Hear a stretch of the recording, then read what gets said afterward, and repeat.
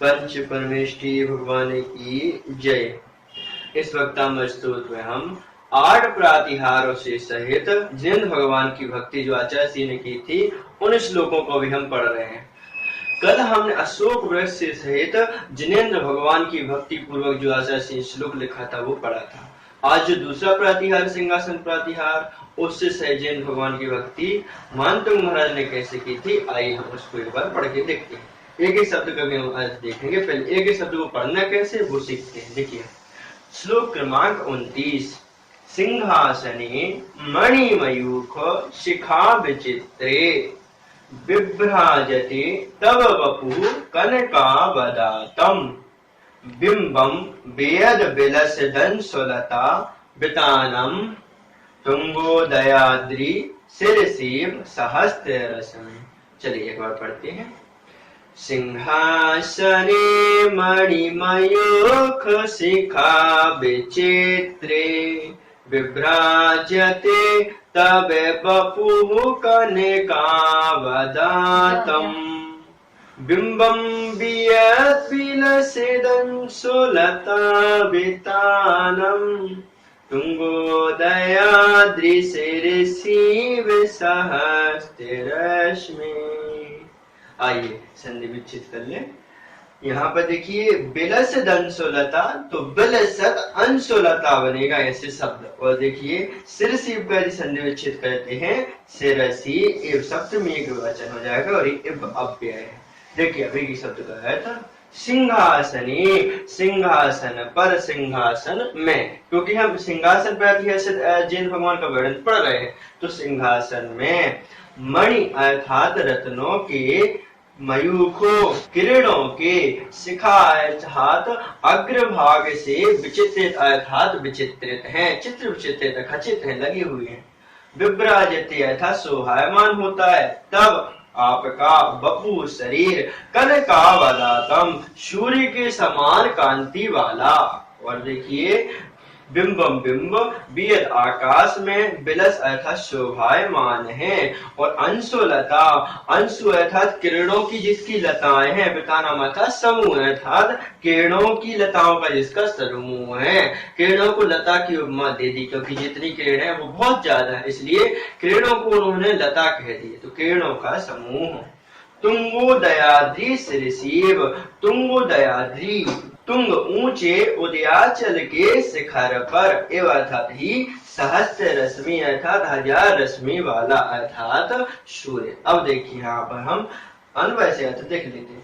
मणिमयूखो रत्नों की किरणों से, शिखा विचित्रे अग्रभाग से चित्र विचित्रित अर्थात रत्नों की जो किरणें हैं उनके अग्रभाग से जो चित्र विचित्रित हैं, ऐसे सिंहासन पर जिनेन्द्र भगवान का कनकावदातम सोने के समान कांति वाला वपु अर्थात शरीर क्या हो रहा है, विभ्राजते अर्थात शोभायमान हो रहा है।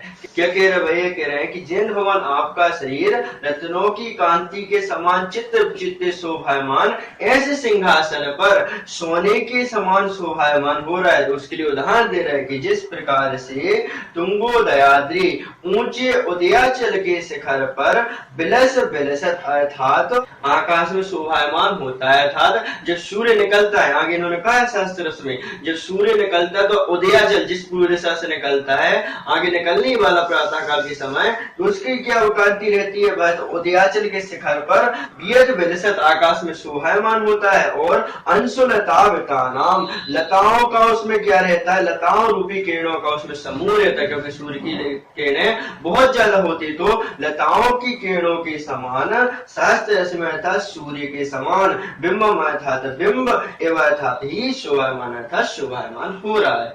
एग्जाम्पल देके समझा रहे हैं, उदाहरण देके जिनेन्द्र भगवान के सिंहासन के साथ वर्णन कर रहे हैं कि जिस प्रकार से उदयाचल के शिखर पर स्थित आकाश में सूर्य उदित होता है, शोभायमान होता है, और उसके उसकी जो किरणें हैं वह तो लताओं के समान विस्तार वाली होती हैं और विशाल होती हैं, वैसे ही ये जैन भगवान रत्नों की शिखा चित्रित सिंहासन पर आपका होने के समान कांतिमान शरीर है वह भी शोभायमान हो रहा है। अर्थात यहाँ पर उदित सूर्य की उपमा दी जा रही है, जिस प्रकार सूर्य उगता हुआ 1000 किरणों वाला पूरे संसार को सुशोभित करने वाला है, आकाश में शोभायमान होने वाला होता है, उसी प्रकार हे जिनेंद्र भगवान आपका जो शरीर है वह सोने के समान कांति वाला है और वह शरीर उस सिंहासन पर, जिस सिंहासन पर सोने की अग्रभाग से चित्र विचित्र है अर्थात बहुत प्रकार की मणियां लगी हुई हैं, उस सिंहासन पर सोने के समान अथवा सूर्य के समान सुशोभित हो रहा है। इस प्रकार से यहाँ पर अन्वय से अर्थ हो जाता है। अब आइए थोड़ा और क्लियर कर लेते हैं, यहाँ पर अर्थ देख लेते हैं। देखिए, मणिमयूख रत्नों की किरणों के अग्रभाग से चित्र विचित्रित सिंहासन पर, ये सभी क्या है, ये सिंहासन की क्या है, उपमा दी गई कि वह जो सिंहासन वह चित्र विचित्रित रत्नों से खचित है। ऐसे सिंहासन पर तब जिनेंद्र भगवान का कनकावदातम सोने के समान कांति वाला शरीर विभ्राजते अर्थात शोभित हो रहा है। जो सिंहासन वह सामान्य नहीं है, वह सिंहासन तो रत्नियों की मणियों से बहुत ही चित्र विचित्र है और ऐसे सिंहासन पर जिनेंद्र भगवान आपकी जो बपू है, आपका जो शरीर है वह शरीर तो सोने के समान कांति वाला शरीर विभ्राजते अर्थात शोभायमान हो रहा है। अब इसी बात को उदाहरण रूप से समझा रहे कि जिस प्रकार से तुंगोदयादि ऋषि अर्थात उदयाचल के शिखर पर स्थित आकाश में शोभायमान होता है, कौन, सूर्य, तो आकाश में शोभायमान होता है और जिसकी अंशुलता वितानम, अंशुलता अर्थात लताओं के समान जिसकी वितानम अर्थात विस्तार वाली किरणें हैं, लताओं के समान बहुत सारी किरणें हैं, ऐसे सहस्त्र रस में सूर्य की अथवा सूर्य के बिंबम अर्थात मंडप के समान, सूर्य के मंडल अर्थात जैसे सूर्य चमकता हुआ होता है उसी प्रकार ऐसे चमकते हुए सूर्य के समान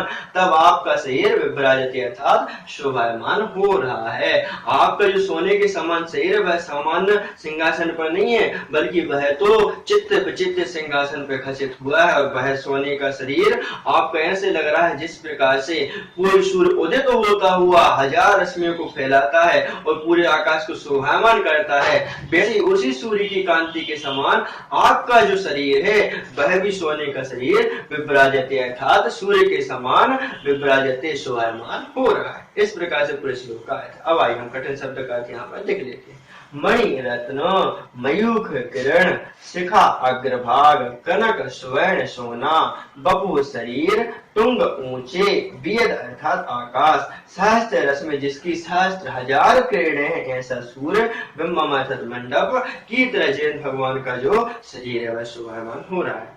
वैसे संस्कृत के श्लोक हैं, इनमें अन्वय अर्थ लगाना पड़ता है, इस कारण से थोड़ी जटिलता आती है अर्थ लगाने में, लेकिन यदि आप ट्रिक से समझेंगे, पहले पेन कॉपी लेकर कॉपी में एक एक शब्द से अर्थ लिखेंगे और 2-3 बार वीडियो को पीछे करके आप देखेंगे तो आपको बहुत अच्छी समझ में आएगा। इसलिए अच्छे समझने के लिए आप 2-3 बार वीडियो को देखें और अन्य लोगों को भी शेयर कीजिए और इसके साथ साथ पूरा अध्ययन करने के लिए हमारे साथ हमारे चैनल को सब्सक्राइब जरूर कीजिए, जिससे आप पूरे स्त्रोत का अर्थ समझ सकें। ठीक है, अतः आज की क्लास के इतना ही, आगे की क्लास हम एक श्लोक को और पढ़ेंगे। जय जिनेंद्र।